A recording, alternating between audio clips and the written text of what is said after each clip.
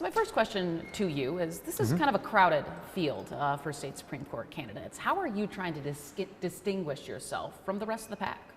Well, I think I've focused up my entire time over these months, really focusing on justice is not what you say, it's what you do.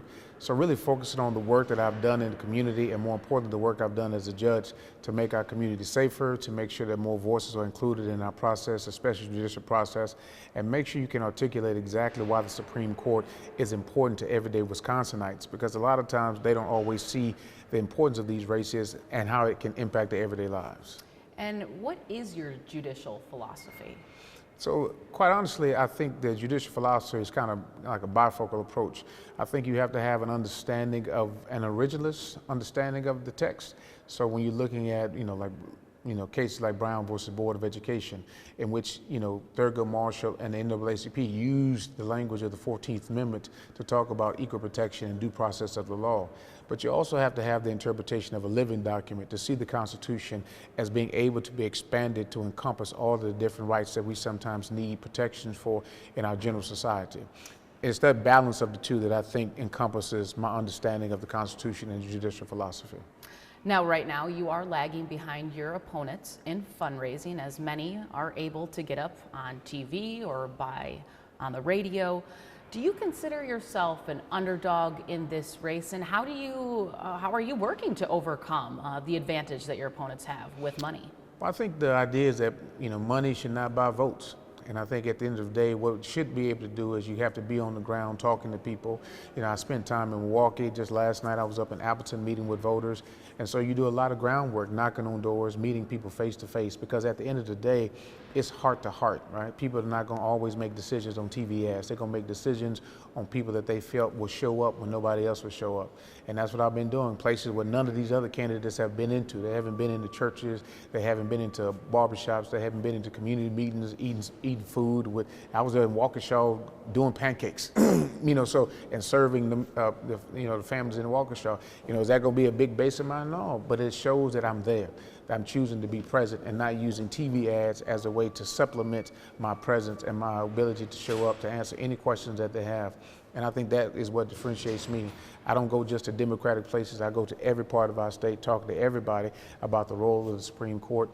And sometimes when you can have behind TV ads, you forget that it's really about the engagement of people, all people, in this process. We've often heard from both sides that there's too much judicial activism in this particular race. Would you agree with that statement? I would say that I haven't focused on judicial activism at all. I think I focused on the independence and then the integrity of our court, and why, as we sit here at this, at the gate of the Supreme Court, it really is about the nature of our races in general.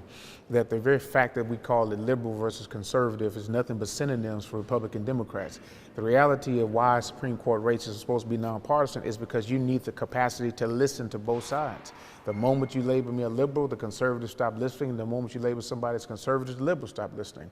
We need the capacity to make sure all voices are represented in this process. And the labels pulls us into an extreme where we never have the opportunity to have both sides be at the table to listen to their concerns and take those concerns with some legitimacy and purpose in our understanding of what justice can mean like for all people. So do you not see it as beneficial about letting voters know maybe about some of your beliefs when it comes to the criminal abortion ban, or say redistricting? I think it's important to have all of our values on the table, but we don't get a chance to talk about all those values.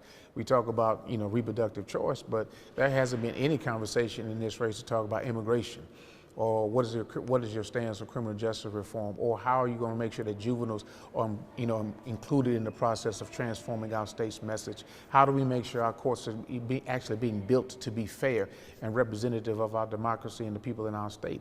That hasn't been a question that neither the media nor other candidates have talked about. But I put a very stark emphasis on saying that there are two races. There's one race that talks about the necessity for reproductive health, and we're talking about voting maps and gerrymandering. But then there's this whole nother side of conversation where we need to talk about what can courts do? What should they be doing to make sure that it is fair for those in our state who need it the most? Now, there's a lot at stake in this race. How are you portraying that message to voters?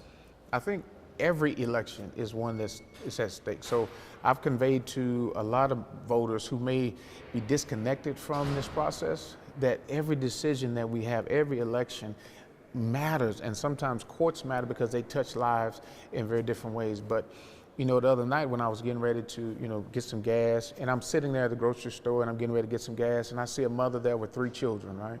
And she has 3 children, and she has $20 in her hands, and she's trying to figure out how she's going to pay for food for 3 children with $20.